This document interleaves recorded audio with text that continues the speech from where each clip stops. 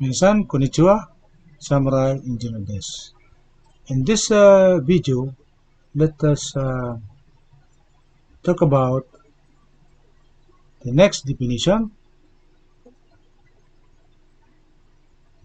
Chapter 3.2 under NFPA official definition. Code. What is a code? It is a standard, an extensive compilation of provisions covering broad subject matter or that is suitable for adoption into law, independently of other codes and standards. So it has a characteristic and coverage in the chat. The next word is shall. What do we mean by shall? It indicates a mandatory requirement whenever we see the word shall in a code. Okay. What's next is should.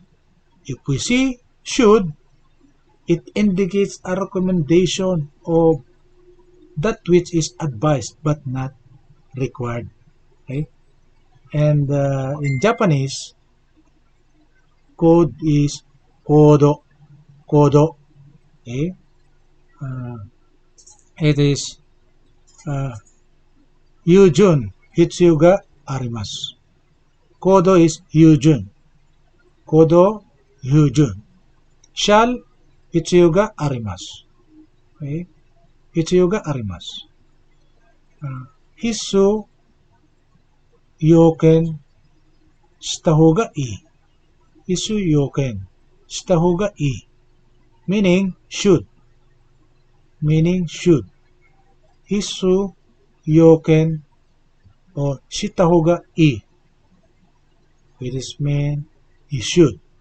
Shall is hitsu ga arimasu. Okay? So that means we have to